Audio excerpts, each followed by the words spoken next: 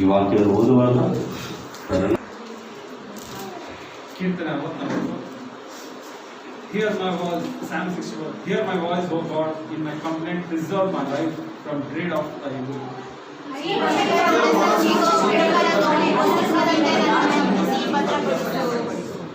Who wear their tongues like swords, who hem bitter words like arrows.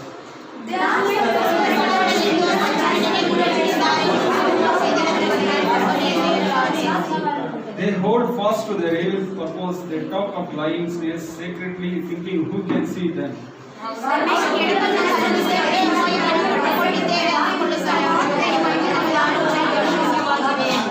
But God shoot his arrows at them. They are wounded suddenly.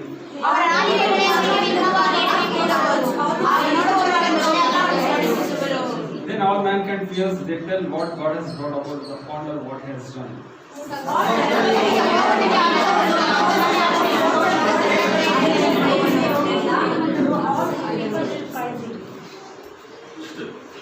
ನಾನು ಸ್ತೋತ್ರ ಮಾಡ್ತೀನಿ. ಕೀರ್ತನೆ 64ರಲ್ಲಿ ನಾವು ನೋಡುವಾಗ 10 ವಾಕ್ಯಗಳಿದೆ. ಆ 10 ವಾಕ್ಯದಲ್ಲಿ 1ರಿಂದ 6 ನೋಡುವಾಗ ಅದು ದುಷ್ಟರ ಒಳಸಂಚಾಗಿದೆ. ಈ ಕೀರ್ತನೆ ಬರೆದವರು ದಾವಿದನಿಗೆ ಎಷ್ಟೇ ತೊಂದರೆಗಳು ಬಂದರೂ ಅವನು ದೇವರನ್ನ ಗಟ್ಟಿಯಾಗಿ ಅವನು ಕೇಳ್ಕೊಳ್ತಾನೆ. ಆ ರೀತಿಯಲ್ಲಿ ನಾವು ನಡ್ಕೊಳ್ಳೋರಾಗಿದ್ದೇವೆ. ಈ ಕೀರ್ತನೆಯಲ್ಲಿ ನಾವು 1ರಿಂದ 10, 6 ನೋಡುವಾಗ ದುಷ್ಟರ ಒಳಸಂಚು, ದಾವಿದನ್ನ ಯಾವ ರೀತಿ ಅವನ್ನ ಸಾಯಿಸಬೇಕು ಅಂತ ಒಳಸಂಚು ಮಾಡುವಂಥದ್ದಾಗಿದೆ. ಮತ್ತು 7ರಿಂದ 8 ಅದು ದುಷ್ಟರಿಗೆ ನ್ಯಾಯ ತೀರ್ಪು. ದೇವರು ನ್ಯಾಯ ತೀರ್ಪು ಮಾಡುವ ದೇವರಾಗಿದ್ದಾರೆ.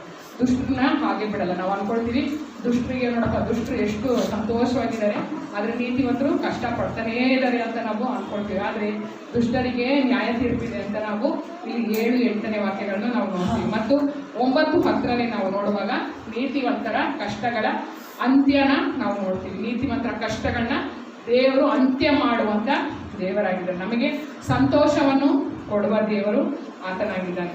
ನಾವು ಈಗ ಇದರಲ್ಲಿ 1ನೇ ವಾಕ್ಯವನ್ನು ಓದುವಾಗ 64:1 ದೇವರೇ, ನಿನ್ನ ಆತ್ಮಸ್ವರೂಪವನ್ನು ಕೇಳಿ ಸತ್ತು ಭಯದಿಂದ ನನ್ನ ಜೀವವನ್ನು ರಕ್ಷಿಸುವುದು.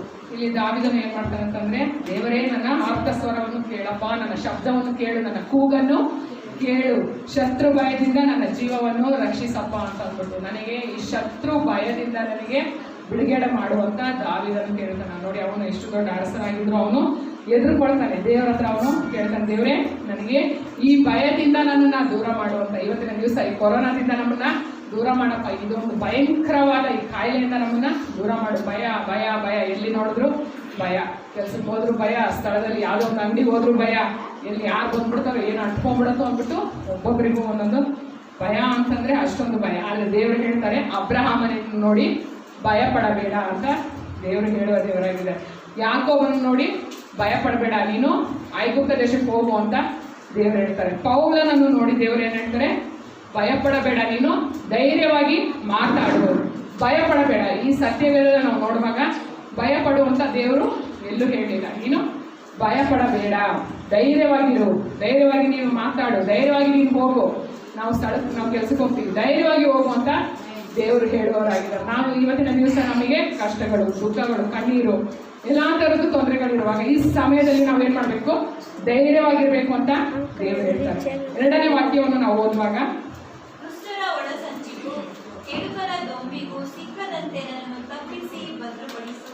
ಇಲ್ಲಿ ನಾವು ನೋಡ್ತೀವಿ ಒಳಸಂಚು, ದುಷ್ಟ ಒಳಸಂಚು ಮಾಡ್ತಾನೆ ಸಾಯಿಸೋದಿಕ್ಕೆ, ನಮ್ಮನ್ನ ನೀತಿವಂತರನ್ನ ಸಾಯಿಸೋದಿಕ್ಕೆ. ಶತ್ರುವಾದವನು ಸೈತಾನ ನಮ್ಮನ್ನ ಸಾಯಿಸುವುದಕ್ಕೆ ಈ ಕೊರೋನಾ ಕಾಯಿಲೆಯನ್ನು ತಂದು ಬಿಟ್ಟಿರಬಹುದು. ಆದರೆ ದೇವರು ನಮ್ಮನ್ನ ರಕ್ಷಿಸುವ ದೇವರಾಗಿದ್ದಾರೆ. ಸೌಲನು ದಾವಿದನನ್ನು ಸಾಯಿಸಬೇಕು ಅಂತ ಒಳಸಂಚು ಮಾಡ್ತಾನೇ ಇರ್ತಾನಂತೆ. ಅವನು ತನ್ನ ಮಗಳು ಮೀಕಾಳನ್ನು ಕೊಟ್ಟರು ಸಹ ಅವನು ದಾವಿದನ್ನ ಸಾಯಿಸ್ಬೇಕು ಅಂತ. ಯಾರಾದ್ರೂ ಮಾವಂದ್ರು ಅಳಿಯಂದ್ರನ್ನ ಸಾಯಿಸೋದಕ್ಕೆ ನೋಡ್ತಾರ, ಒಳಸಂಚು ಮಾಡ್ತಾರ? ಮಾಡೋದಿಲ್ಲ. ಆದ್ರೆ ಇಲ್ಲಿ ಸೌಲನು ಏನ್ ಮಾಡ್ತಾನಂತಂದ್ರೆ, ತನ್ನ ಅಳಿಯನ್ನ ಸಾಯಿಸ್ಬೇಕು ಅಂತ ಅವನು ಒಳಸಂಚು ಮಾಡ್ತಾನೇ ಇರ್ತಾನಂತೆ. ಆಗ ಅವನು ಮಲಗಿದ್ದಾಗ ಮಂಚ ಸಮೇತ ಅವನು ಎತ್ಕೊಂಡೋಗಿ ಅವನ್ನ ಸಾಯಿಸ್ಬೇಕು ಅಂತ ಹೇಳಿ ಅವನು ಒಳಸಂಚು ಮಾಡ್ತಾನೆ. ಆದರೆ ಅವ್ರ ಮಗಳು ಮೀಕಾಳ ಏನು ಮಾಡ್ತಾನಂತಂದರೆ ಅವನನ್ನು ಕಾಪಾಡ್ತಾನೆ. ಆವಾಗ ಆ ಮಂಚದ ಮೇಲೆ ಅವನು ಇರೋದೇ ಇಲ್ಲ. ಆ ರೀತಿ ದೇವರು ಅವನನ್ನು ರಕ್ಷಿಸುವ ದೇವರಾಗಿ, ಯಾಕಂದರೆ ದಾವಿದನು ನೀತಿವಂತನಾಗಿದ್ದ, ದೇವರಲ್ಲಿ ಯಾವಾಗಲೂ ಪ್ರಾರ್ಥನೆ ಮಾಡುವಂಥವನಾಗಿದ್ದ. ಅವನು ಏನು ಕೇಳ್ತಾನೆ, ಅವನು ಏನು ವರ ಕೇಳ್ತಾನೆ, ಯಾವಾಗಲೂ ದೇವರೇ ನಿನ್ನ ಮಂದಿರದಲ್ಲೇ ನಾನು ಇರಬೇಕಪ್ಪ, ಯಾವಾಗಲೂ ನಿನ್ನ ಮಂದಿರದಲ್ಲೇ ನಾನು ಇರಬೇಕು, ನಿನ್ನ ಧ್ಯಾನಿಸಬೇಕು, ನಿನ್ನ ಆರಾಧಿಸಬೇಕು, ನಿನ್ನ ಮಹಿಮೆ ಪಡಿಸಬೇಕು ಅನ್ನೋ ಒಂದೇ ವರನ ಕೇಳ್ತಾನೆ. ನಾವೇನು ವರ ಕೇಳ್ತೀವಿ, ಏನೇನೋ ಕೇಳ್ತೀವಿ, ಪ್ರಪಂಚದಲ್ಲಿ ಇರುವಂಥ ಎಲ್ಲ ವರಗಳನ್ನ ನಾವು ಕೇಳ್ತೀವಿ. ಆದರೆ ಅವನು ನಾನು ನಿನ್ನ ಆಲಯದಲ್ಲೇ ಇದ್ದು ಯಾವಾಗ ನಿನ್ನನ್ನು ಸ್ತುತಿಸ್ತಾನೇ ಇರಬೇಕು ಅಂತ ಅವನ ಆಸೆ. ಹಾಗಾಗಿ ದೇವರು ಅವನನ್ನ ರಕ್ಷಿಸ್ತಾನೆ ಇರ್ತಾರೆ. ಆ ಸೌಲನಿಂದನೂ ದೇವರು ಕಾಪಾಡ್ತಾರೆ. ಮತ್ತೆ ಅಬ್ಸಲೋನ್ ರಾಜನೂ ಅಷ್ಟೇ, ಅವನ ಸ್ಥಾನ ಬೇಕು ಅಂತ ಅಂದ್ಬಿಟ್ಟು, ದಾವಿದನ ಸ್ಥಾನ ಬೇಕು, ರಾಜ ಆಗಬೇಕು, ಅವನು ಆ ಅರಸನಾಗಬೇಕು, ದಾವಿದನ್ನ ಇಳಿಸ್ಬೇಕು ಅಂತ ಅವನು ಯೋಚನೆ ಮಾಡ್ತಾನೆ. ಆದರೂ ದೇವರು ಅವನನ್ನ ದಾವಿದನ್ನೇ ರಾಜನಾಗಿ ನಿಲ್ಲಿಸ್ತಾನೆ. ಮತ್ತೆ ನಾವು 3ನೇ ವಾಕ್ಯವನ್ನು ನೋಡುವಾಗ, ಅವರು ನಾಲಿಗೆ ಎಂಬ ಕತ್ತಿಯನ್ನು ಮಸೆದಿದ್ದಾರೆ, ವಿಷವಚನವೆಂಬ ಬಾಣವನ್ನು ಹೂಡಿ. ನೋಡಿ, ನಾವು ಇಲ್ಲಿ ನೋಡ್ತೀವಿ, ನಾಲಿಗೆ ಎಂಬ ಕತ್ತಿಯನ್ನು ಮಸೆದಿದ್ದಾರೆ. ಅವರು ನಮ್ಮನ್ನು ವಿಷವಚನವೆಂಬ ಬಾಣವನ್ನು ಹೂಡಿ ನಮ್ಮನ್ನ ಸಾಯಿಸೋದಿಕ್ಕೆ ದುಷ್ಟರು ದಿನವೂ ನಮ್ಮನ್ನ ನೋಡ್ತಾನೇ ಇದ್ದಾರಂತೆ. ಒಂದೊಂದು ದಿನವೂ ನಮ್ಮನ್ನ ನೋಡ್ತಾನೇ ಇದ್ದಾರೆ. ನಮ್ಮನ್ನ ದುಷ್ಟರ ನಾಲಿಗೆಯು ಯಾವ ರೀತಿ ಇರುತ್ತೆ ಅಂತಂದ್ರೆ, ನಮ್ಮನ್ನ ಇಷ್ಟ ಬಂದಂಗೆ ನಮ್ಮನ್ನ ಬಯೋರು ಇಷ್ಟ. ಆದರೆ ದೇವರು ಹೇಳ್ತಾರೆ ಯಾಕೋಬಲ್ಲಿ ನಾವು ನೋಡುವಾಗ, ನಿನ್ನ ನಾಲಿಗೆಯನ್ನು ನಾವು ಕಾಯ್ಕೊಳ್ಬೇಕು, ಯಾಕಂದ್ರೆ ನಾಲಿಗೆನೇ ನಮಗೆ ಜೀವ ಮರಣದ ವಶವಾಗಿದೆ ಅಂತ ನಾವು ನೋಡ್ತೀವಿ. ಈ ನಾಲಿಗೆಯು ಪರಿಶುದ್ಧವಾಗಿರಬೇಕು. ನಾವು ಯಾರು ಶ್ರೇಷ್ಠರಲ್ಲ, ನಾವು ಯಾರು ದೊಡ್ಡವರಲ್ಲ. ಆದರೆ ಈ ನಾಲಿಗೆನ ನಾವು ಕಾಪಾಡಿಕೊಂಡು ನಾವು ನಡ್ಕೊಂಡು ಹೋದರೆ ದೇವರು ನಮ್ಮನ್ನ ರಕ್ಷಿಸುವ ದೇವರಾಗಿದೆ. ಈ ದುಷ್ಟರ ನಾಲಿಗೆಗೆ ದೇವರು ಶಿಕ್ಷೆಯನ್ನು ಕೊಡುವ ದೇವರಾಗಿದ್ದಾರೆ. 4ನೇ ವಾಕ್ಯವನ್ನು ನೋಡುವಾಗ, ಗುಪ್ತ ಸ್ಥಳಗಳಲ್ಲಿದ್ದು ಸಜ್ಜನನಿಗೆ ಗುರಿಯಿಟ್ಟಿದ್ದಾರೆ, ಸ್ವಲ್ಪವೂ ಹೆದರದೆ ಅವನ ಮೇಲೆ ಪಕ್ಕನೆ ಎಸೆಯುತ್ತಾರೆ. ನೋಡಿ, ಗುಪ್ತ ಸ್ಥಳದಲ್ಲಿದ್ದು ಸಜ್ಜನನಿಗೆ ಗುರಿ ಇಟ್ಟಿದ್ದಾರೆ. ಯಾವಾಗಲೂ ಸೀಕ್ರೆಟ್ ಆಗಿದ್ದು ಅವ್ರು ಏನು ಮಾಡ್ತಾರೆ ಅಂತಂದರೆ, ಅವರು ಏನಾದರೂ ಒಂದು ಐಡಿಯಾ ಮಾಡ್ತಾನೆ ಇರ್ತಾರೆ, ಪ್ಲ್ಯಾನ್ ಮಾಡ್ತಾನೆ ಇರ್ತಾರೆ, ನೀತಿವಂತನ ಸಾಯಿಸಬೇಕು ಅಂತ. ಒಂದೊಂದು ಕ್ಷಣವೂ ನಾವು ನೋಡುವಾಗ, ಒಂದೊಂದು ಸಮಯದಲ್ಲೂ, ಒಂದೊಂದು ದಿನವೂ ನಾವು ಹೊರಗಡೆ ಹೋಗ್ತಾ ಇರ್ತೀವಿ. ಹೊರಗಡೆ ಹೋಗುವಾಗ ಆಕ್ಸಿಡೆಂಟ್ಗಳಾಗುತ್ತೆ, ಏನೇನೋ ತೊಂದರೆಗಳು ಬರುತ್ತೆ, ಏನೇನೋ ಕಷ್ಟಗಳು ಬರುತ್ತೆ ಒಂದೊಂದು ದಿನ. ಆದರೆ ದೇವರು, ನಾವು ವೆಹಿಕಲ್ಸ್ಗಳಲ್ಲಿ ಹೋಗ್ತಾ ಇರ್ತೀವಿ, ಯಾಕಂದರೆ ನಾವು ಕೆಲ್ಸಕ್ಕೆ ಹೋಗ್ಬೇಕಂದ್ರೆ ನಾವು ನಡ್ಕೊಂಡು ಹೋಗೋಕ್ಕಾಗಲ್ಲ, ದೂರ ಇರೋದ್ರಿಂದ ನಾವು ವೆಹಿಕಲ್ಸಲ್ಲಿ ಹೋಗ್ತೀವಿ. ಮತ್ತು ಅನೇಕ ಥರದ ನಾವು ಕಷ್ಟಗಳನ್ನ ನಾವು ಅನುಭವಿಸ್ತಾ ಇರ್ತೀವಿ. ಆದರೂ ದೇವರು ನಮ್ಮನ್ನ ಕಾಪಾಡ್ತಾನೆ ಇರ್ತಾರೆ. ಯಾವುದೇ ಥರದ ತೊಂದರೆಗಳ ಹಾಗೆ ದೇವರು, ನಾವು ಯಾವುದೇ ಥರದ ರಕ್ತ ಸುರಿಸದ ಹಾಗೆ ದೇವರು ನಮ್ಮನ್ನ ಕಾಪಾಡಿಕೊಂಡು ಬರುವಂಥ ದೇವರು. 5ನೇ ವಾಕ್ಯ ಮತ್ತು 6ನೇ ವಾಕ್ಯವನ್ನು ನೋಡುವಾಗ, ದುಷ್ಕೃತ್ಯಕ್ಕಾಗಿ ಮನಸ್ಸನ್ನು ದೃಢಪಡಿಸಿಕೊಂಡು ತಮ್ಮೊಳಗೆ ರಹಸ್ಯವಾಗಿ ಬಲೆಗಳನ್ನು ಒಡ್ಡೋಣ, ನಮ್ಮನ್ನು ನೋಡುವವರು ಯಾರು ಅಂದುಕೊಳ್ಳುತ್ತಾರೆ. ಅವರು ಕೆಡುಕನ್ನು ಕಲ್ಪಿಸಿ ಒಳ್ಳೆ ಉಪಾಯವನ್ನು ಕಂಡುಕೊಂಡಿದ್ದೇವೆ ಅಂದುಕೊಳ್ಳುತ್ತಾರೆ. ಅವರ ಹೃದಯವು ಅಂತರಂಗದ ಆಲೋಚನೆಯು ಅಶೋಭ್ಯವಾಗಿದೆ. ನೋಡಿ, ಇಲ್ಲಿ ದುಷ್ಟರು ಏನೇನೋ ಮಾಡಬೇಕು ಅಂತ ರಹಸ್ಯವಾಗಿ ಬಲೆಗಳನ್ನು ಒಡ್ಡಿ ಅವ್ರನ್ನ ಸಾಯಿಸಬೇಕು ಅಂತ ಅವನು ತುಂಬಾನೇ ಯೋಚನೆ ಮಾಡ್ತಾನೆ ಇರ್ತಾನೆ. ಆದರೆ ದುಷ್ಟರಿಗಿಂತ ದೊಡ್ಡವರು ಯಾರಿದ್ದಾರೆ? ನಮ್ಮ ಯೇಸು ಸ್ವಾಮಿ. ನಮ್ಮ ಯೇಸು ಸ್ವಾಮಿ ನಮ್ಮನ್ನ ರಕ್ಷಿಸುವ ದೇವರಾಗಿ. ಇದೆಲ್ಲ ದುಷ್ಟರ ಒಳಸಂಚು. 1ರಿಂದ 6ನೇ ವಾಕ್ಯವರೆಗೂ ಅವನ ಒಳಸಂಚು, ಏನೇನು ಮಾಡಬೇಕು, ಯಾವ ರೀತಿ ಅವನ್ನ ಸಾಯಿಸಬೇಕು, ಯಾವ ರೀತಿ ಅವನ್ನ ಇದು ಮಾಡಬೇಕು ಅಂತೇಳಿ ಅವ್ರಿಗೆ ತೊಂದರೆ ಕೊಡಬೇಕು ಅಂತ ದುಷ್ಟನ ಆಲೋಚನೆ ಆಗಿದೆ. ಆದರೆ ದೇವರು ನಮ್ಮನ್ನ ರಕ್ಷಿಸುವ ದೇವರಾಗಿದ್ದಾರೆ. ಅದೇ 7, 8ನೇ ವಾಕ್ಯವನ್ನು ನಾವು ನೋಡುವಾಗ, ಆದರೆ ದೇವರು ಬಾಣವನ್ನು ಎಸೆಯಲು ಪಕ್ಕನೆ ಅವರಿಗೆ ಗಾಯವಾಗುವುದು, ಅವರ ನಾಲಿಗೆಗಳೇ ಅವರಿಗೆ ವಿಘ್ನವಾಗಿ ಎಡವಿ ಬೀಳುವರು, ಆಗ ನೋಡುವವರೆಲ್ಲರೂ ತಲೆ ಅಲ್ಲಾಡಿಸಿ ಅಣಗಿಸುವರು. ನೋಡಿ, ಇಲ್ಲಿ ದೇವರು ನಾವು ನೋಡ್ತೀವಿ, ದೇವರು ನ್ಯಾಯ ತೀರ್ಪನ್ನು ಮಾಡುವ ದೇವರು. ದುಷ್ಟರಿಗೆ ನ್ಯಾಯ ತೀರ್ಪು ಮಾಡ್ತಾನೆ, ನೀತಿವಂತರಿಗೆ ನ್ಯಾಯ ತೀರ್ಪಿಲ್ಲ. ಯಾಕಂದ್ರೆ ಅವನು ನೀತಿವಂತನಾಗಿ ನಡ್ಕೊಳ್ಳೋದ್ರಿಂದ ಅವನಿಗೆ ನ್ಯಾಯ ತೀರ್ಪಿಲ್ಲ. ಆದರೆ ದುಷ್ಟನಿಗೆ ನ್ಯಾಯ ತೀರ್ಪು ಮಾಡ್ತಾರೆ, ಅವನನ್ನ ಹಿಂಸಿಸುವುದು. ಆದರೆ ದೇವರು ಬಾಣವನ್ನು ಎಸೆಯಲು ಪಕ್ಕನೆ ಅವರಿಗೆ ಗಾಯವಾಗುವುದು, ಅವರ ನಾಲಿಗೆಗಳೇ ಅವರಿಗೆ ವಿಘ್ನವಾಗಿ ಹೇಳುವರು. ನೋಡಿ, ಬಾಣವನ್ನು ಎಸೆಯಲು ಪಕ್ಕನೆ ಅವರಿಗೆ ಗಾಯವಾಗುತ್ತೆ. ದೇವರು ಬಾಣ ಎಸೆದ್ರೆ ಅವನು ಲಯವಾಗಿ ಹೋಗುವಂತ, ಒಟ್ಟಿನಂತೆ ಅವನು ಹೋಗ್ತಾನೆ ಅಂತ ಅಂದ್ಬಿಟ್ಟು ನಾವು ಕೀರ್ತನೆ 1ರಲ್ಲೂ ನಾವು ನೋಡ್ತೀವಿ. ದುಷ್ಟರು ಒಟ್ಟಿನಂತೆ ನಾಶವಾಗಿ ಹೋಗುವವರು. ನಾವು ಇಲ್ಲಿ ನ್ಯಾಯ ತೀರ್ಪು ದೇವರು ಮಾಡುವವರಾಗಿದ್ದಾರೆ. ಇಲ್ಲಿ ಆಗ ಬರಸನು ಅವನು ಏನು ಮಾಡ್ತಾನೆ ಅಂತಂದರೆ, ನಾಬೋತಿನ ಅವನ ಆಸ್ತಿ, ಅವನ ಒಂದು ತೋಟ ಇರುತ್ತೆ, ಅವನ ದ್ರಾಕ್ಷ ತೋಟ, ಆ ತೋಟನೇ ಬೇಕು ಅಂದ್ಬಿಟ್ಟು ಅವನಿಗೆ ಅಷ್ಟೊಂದು ಆಸೆ ಆಗ ಬರಸನಿಗೆ. ಆ ತೋಟ ನಾನು ಹೆಂಗಾದ್ರೂ ಮಾಡಿ ನಾನು ನಾಬೋತಿನಿಂದ ನಾನು ಕಿತ್ಕೊಳ್ಬೇಕು ಅಂತ ಹೇಳಿ ಅವನು ಏನು ಮಾಡ್ತಾನೆ ಅಂತಂದರೆ, ಹೋಗಿ ಅವನ್ನ ಇಚ್ಛೆ ಕೊಡ್ತಾನೆ, ನಿನ್ನ ತೋಟನ ನನಗೆ ಕೊಡು ಅಂತ, ದ್ರಾಕ್ಷರಸದ ತೋಟವನ್ನು ನನಗೆ ಬೇಕು, ಆ ಸ್ಥಳ ನನಗೆ ಬೇಕು ಅಂತ. ಆಗ ನಾಬೋತನು ಬೇರೆ ಗೋತ್ರದವರಿಗೆ ಕೊಡಬಾರ್ದು ಅಂತ ಇದೆ, ನಾನು ಕೊಡೋದಿಲ್ಲ ಅಂತ ಅವನು ಹೇಳ್ತಾನೆ. ಅವನು ನೀತಿವಂತನಾಗಿರ್ತಾನೆ ನಾಬೋತ್. ಆಗಾಗ ಏನು ಮಾಡ್ತಾನೆ, ತನ್ನ ಹೆಂಡತಿಗೆ ಹೋಗಿ ಹೇಳಿದಾಗ ಅವ್ರ ಹೆಂಡತಿ ಏನು ಮಾಡ್ತಾರೆ ಅಂತಂದರೆ ಉಪವಾಸ ಇದು ಏನು ಮಾಡ್ತಾಳೆ, ಅವ್ರು ಪ್ರಾರ್ಥನೆ ಮಾಡ್ತಾರೆ. ಆದರೆ ನಾಬೋತನನ್ನು ಹೇಗಾದರೂ ಮಾಡಿ ಅವರು ಸಾಯಿಸ್ತಾರೆ. ಆದರೆ ಅವನು ಮೋಸದಿಂದ ಅವನು ನಾಬಾತನನ್ನು ಸಾಯಿಸಿದ್ದಕ್ಕೆ ದೇವರು ಅವನನ್ನ ಸುಮ್ಮನೆ ಬಿಡಲಿಲ್ಲ. ಆಗಾಬನ್ನ ಮತ್ತು ಅವ್ರ ಹೆಂಡತಿನ ದೇವರು ಏನು ಮಾಡಿದ್ರು, ಸಾಯಿಸಿದ್ರು. ದೇವರು ನ್ಯಾಯ ತೀರ್ಪನ್ನು ಮಾಡುವ ದೇವರಾಗಿದೆ, ದುಷ್ಟರಿಗೆ ನ್ಯಾಯ ತೀರ್ಪನ್ನು ಮಾಡುವವರಾಗಿದೆ. ಯಾವ ದುಷ್ಟರನ್ನು ದೇವರು ಬಿಡಲ್ಲ. ನಾವು ಅಂದ್ಕೊಳ್ತೀವಿ ದುಷ್ಟರು ಸಂತೋಷವಾಗಿದ್ದಾರೆ, ಅವರಿಗೆ ಯಾವುದೇ ಥರದ ತೊಂದರೆಗಳು ಇಲ್ಲ, ಚೆನ್ನಾಗಿದ್ದಾರೆ ನೋಡಿ, ಅವರು ಎಷ್ಟೇ ಲಂಚ ತಗೊಂಡ್ರು ಚೆನ್ನಾಗಿದೆ. ನಾವು ಅದನ್ನೇ ಅಂದ್ಕೊಳ್ಳೋದು. ಕೋರ್ಟೆಲ್ಲ ಇರ್ತೀವಿ ನಾವು, ಕೋರ್ಟಲ್ಲಿ ಇವಾಗ ಎಷ್ಟು ಲಂಚ ತಗೊಳ್ತಾರೆ, ಇದೆಲ್ಲ ಮಾಡ್ತಾರೆ, ಎಷ್ಟು ಮೋಸ ಮಾಡ್ತಾರೆ, ಹೀಗೆಲ್ಲ ಸುಳ್ಳು ಹೇಳ್ತಾರೆ, ಹೀಗೆಲ್ಲ ಮಾಡ್ತಾರೆ, ಎಷ್ಟು ಸಂತೋಷವಾಗಿದ್ದಾರಲ್ಲಪ್ಪ ಅವರು ದೇವರೇ ಅಂತ ಅಂದ್ಬಿಟ್ಟು. ಆದರೆ ದೇವರು ನ್ಯಾಯ ತೀರ್ಪನ್ನು ಮಾಡುವ ದೇವರಾಗಿ, ದುಷ್ಟರಿಗೆ ನ್ಯಾಯ ತೀರ್ಪನ್ನು ಮಾಡುವ ದೇವರು. ಮತ್ತು 9 ಮತ್ತು 10ನೇ ವಾಕ್ಯವನ್ನು ನಾವು ನೋಡುವಾಗ, ಎಲ್ಲ ಮನುಷ್ಯರು ಭಯಪಟ್ಟು ದೇವರ ಕೆಲಸವೆಂದು ಹೇಳಿ ಆತನ ಕೃತ್ಯಗಳನ್ನು ಆಲೋಚಿಸಿಕೊಳ್ಳುವರು. ಸದ್ಭಕ್ತರು ಯೆಹೋವನಲ್ಲಿ ಆನಂದಪಟ್ಟು ಆತನನ್ನೇ ಆಶ್ರಯಿಸಿಕೊಳ್ಳುವರು. ಸರಳ ಹೃದಯರೆಲ್ಲರೂ ಹಿಗ್ಗುವರು. ನೋಡಿ, ನಾವು ನೋಡ್ತೀವಿ, ನೀತಿವಂತರಿಗೆ ದೇವರು ಕಷ್ಟದಿಂದ ಬಿಡುಗಡೆ ಮಾಡುವ ದೇವರು, ಅವರನ್ನು ಸಂತೋಷಪಡಿಸುವ ದೇವರಾಗಿದ್ದಾರೆ.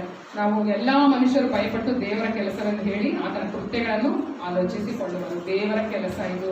ದೇವರು ನ್ಯಾಯ ತೀರ್ಪು, ದುಷ್ಟರಿಗೆ ನ್ಯಾಯ ತೀರ್ಪು ಮಾಡಿದಾಗ ನೀತಿವಂತರಿಗೆ ಸಂತೋಷವಾಗಿ ಅವ್ರು ಏನು ಮಾಡ್ತಾರೆ, ಇದು ದೇವರ ಕೆಲಸ.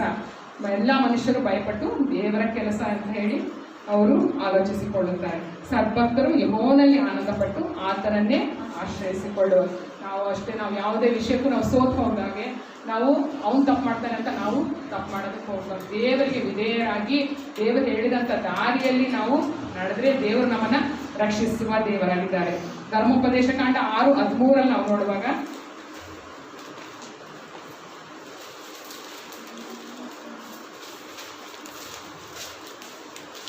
ಧರ್ಮೋಪದೇಶ ಕಾಂಡ 6:13, ನಿಮ್ಮ ದೇವರಾದ ಯೆಹೋವನೇ ಭಯಭಕ್ತಿಯುಳ್ಳವರಾಗಿರಬೇಕು, ಆತನನ್ನೇ ಸೇವಿಸಬೇಕು, ಆತನ ಹೆಸರು ಹೇಳಿ ಪ್ರಮಾಣ ಮಾಡಬೇಕು. ನಮ್ಮ ದೇವರಾದ ಯೆಹೋವನನ್ನೇ ನಾವು ಸೇವಿಸಬೇಕು, ಬೇರೆ ಅನ್ಯ ದೇವರನ್ನು ನಾವು ಸೇವಿಸಬಾರದು ಅಂತ ಇಲ್ಲಿ ಸತ್ಯವೇದ ಹೇಳುತ್ತದೆ. ನಾವು ಈ ಸಮಯದಲ್ಲಿ ಇಂಥ ಒಂದು ಕಷ್ಟದ ಕಾಲದಲ್ಲಿ ನಾವು ನಮ್ಮ ದೇವರನ್ನ ನಾವು ಆರಾಧಿಸಬೇಕು. ಬೇರೆ ಯಾವುದು ದೇವರಲ್ಲ, ಒಂದೇ ದೇವರು ಅಂತ ಹೇಳಿ ಯೇಸು ಸ್ವಾಮಿನೇ ನಮ್ಮನ್ನು ಸೃಷ್ಟಿ ಮಾಡಿದ ದೇವರು, ಅವರನ್ನೇ ನಾವು ಆರಾಧಿಸಿ ಅವರನ್ನ ನಾವು ಮಹಿಮೆ ಪಡಿಸಬೇಕು. ಯಾಕೋಬ 5:16 ನಾವು ನೋಡುವಾಗ, మీరు స్వస్థత పొందినట్లు ఒకరితో ఒకరు ప్రార్థన చేయుడు. నీతివంతుని విజ్ఞాపన మనఃపూర్వకమైనదే, బహు బలము గలదై ఉండును. ನೀತಿವಂತನ ಅದಿಯು ಬಹುಬಲವಾಗಿದೆ. ನೋಡಿ, ನೀತಿವಂತನ ಅತ್ಯಾಸಕ್ತಿಯುಳ್ಳ ವಿಜ್ಞಾಪನೆಯು. ನಾವು ನೀತಿವಂತರಾಗಿದ್ದು ದೇವರಲ್ಲಿ ನಾವು ಪ್ರಾರ್ಥನೆ ಮಾಡಿದರೆ ದಾವಿದನ ಹಾಗೆ ದೇವರು ನಮ್ಮನ್ನು ರಕ್ಷಿಸುವ ದೇವರು, ನಮ್ಮನ್ನು ಪ್ರಾಣವನ್ನು ಕಾಪಾಡುವ ದೇವರು, ನಮ್ಮ ಕುಟುಂಬಗಳನ್ನು ರಕ್ಷಿಸುವ ದೇವರು, ನಮ್ಮನ್ನು ಕೈ ಬಿಡದೆ ನಮ್ಮನ್ನು ನಡೆಸುವ ದೇವರು. ಇನ್ನು ಮುಂದೆ ನಾವು ಯಾವುದೇ ವಿಷಯಕ್ಕೂ ನಾವು ಭಯಪಡದೆ ನಾವು ಧೈರ್ಯವಾಗಿ ಮುಂದೆ ಸಾಗೋಣ. ಏನೇ ಒಂದು ತೊಂದರೆ ಬಂದರೂ ನಾವು ದೇವರ ಮುಂದೆ ಅದನ್ನು ಇಟ್ಟು ನಾವು ಪ್ರಾರ್ಥಿಸಿ ನಾವು ಅದಕ್ಕಾಗಿ ನಾವು ದೇವರನ್ನ ವಿಜ್ಞಾಪನೆ ಮಾಡಿಕೊಂಡ್ರೆ ಖಂಡಿತವಾಗ್ಲೂ ದೇವರು ನಮ್ಮನ್ನು ರಕ್ಷಿಸಿ ಎಲ್ಲ ಥರದ ತೊಂದರೆಗಳಿಂದ ದೇವರು ನಮ್ಮನ್ನು ಬಿಡುಗಡೆ ಮಾಡ್ತಾರೆ ಅಂತ ಹೇಳಿ ನಾನು ಈ ವಾಕ್ಯಗಳನ್ನು ಹೇಳಿ ನಾನು ಮುಗಿಸ್ತೀನಿ.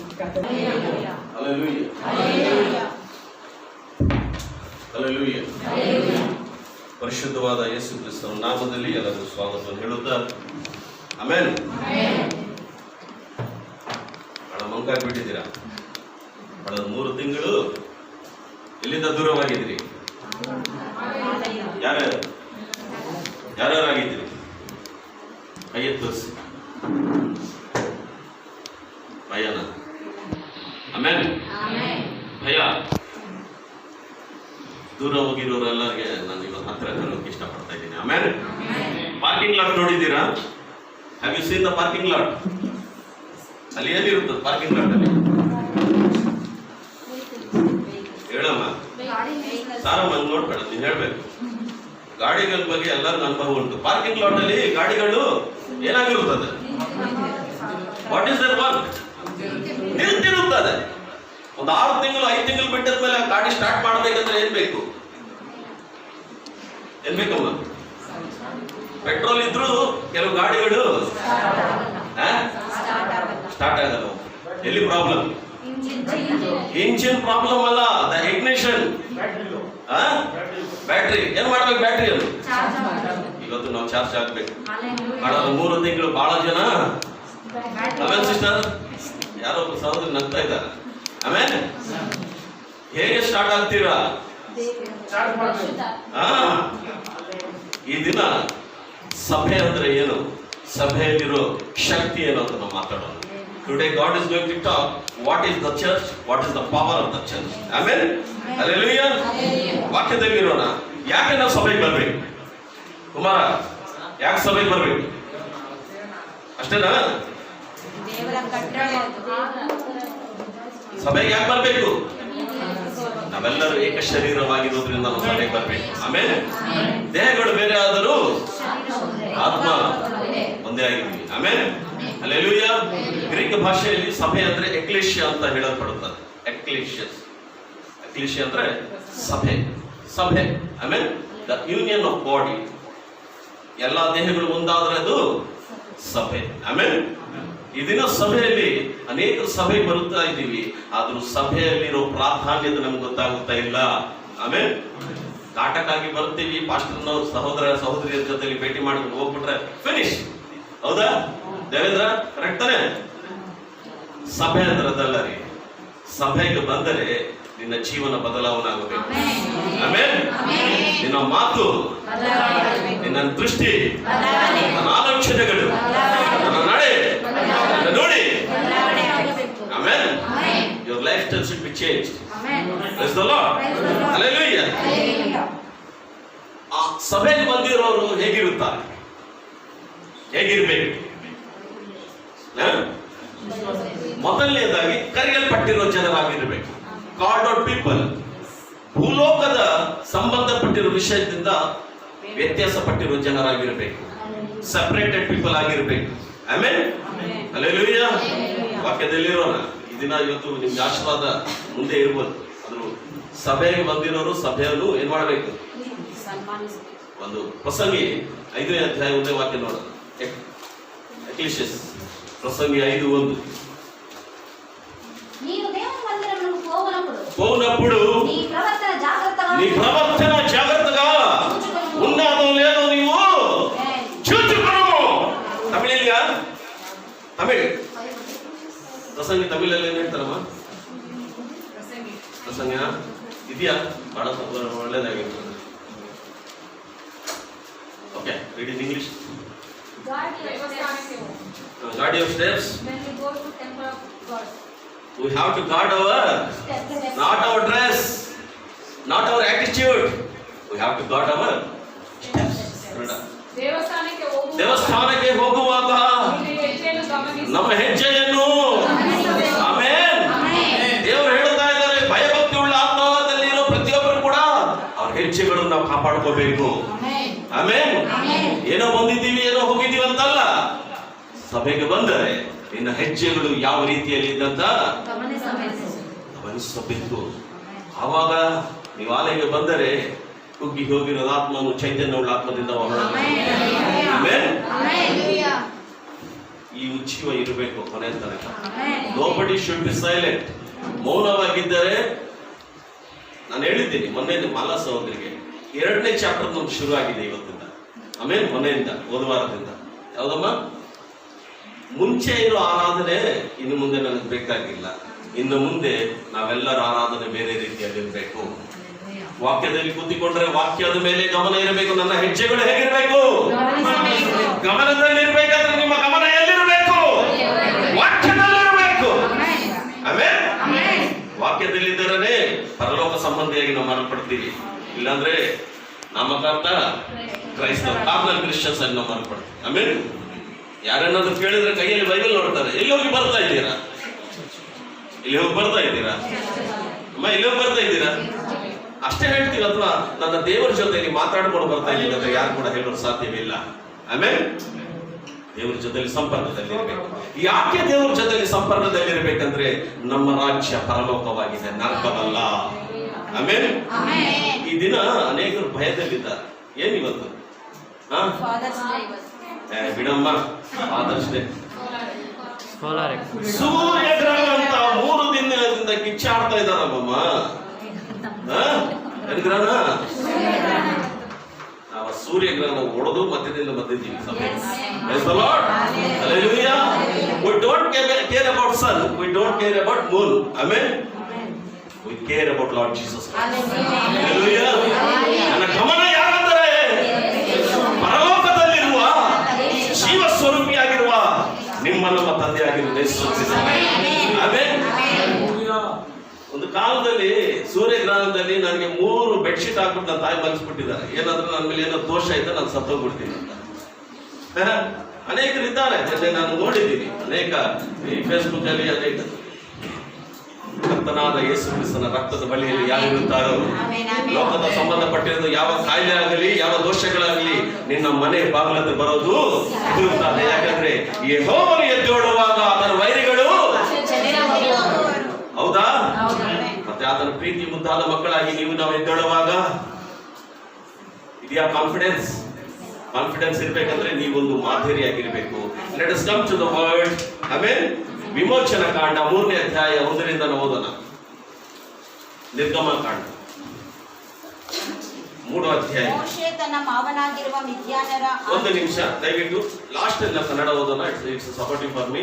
తెలుగు మోషే మిద్యాను యాజకుడైన ఇత్రో అను తమ మామ మందను మేపుచు ఆ మందను అరణ్యము అవతలకు తోలుకొని దేవుని పర్వతమైన హోరేబునకు వచ్చెను. ఒక పొద నడిమిని అగ్ని జ్వాలలో యెహోవా దూత అతనికి ప్రత్యక్షమాయెను.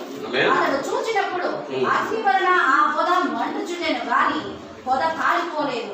అప్పుడు మోషే ఈ పొద ఎలా కాలిపోలేదో నేను ఆ తోట వెళ్ళి ఈ గొప్ప వింత చూచదను అనుకొనెను. చాలు, very good. English 3:1. Yeah 3:1 to 3. Now Moses was keeping the flock of his father-in-law Jethro, the priest of Midian, and he led his flock to the west side of the wilderness and came to Horeb, the mountain of God. And the angel of the Lord appeared to him in a flame of fire out of the midst of the bush. He looked and behold, the bush was burning, yet he was not consumed. And then Moses said, I will turn aside to see this great sight, why the bush is not burned. Kannada. ಮೋಶೆ ತನ್ನ ಮಾವನಾಗಿರುವ ತಮಿಳ್ ಯಾರು ಇಲ್ವಾ? ಸರಿ, okay. ಇದಾರ Tamil? Shalin brother. ವಿಮೋಚನ ಕಾಂಡ 3ನೇ ಅಧ್ಯಾಯ 1ನೇ ವಾಕ್ಯ.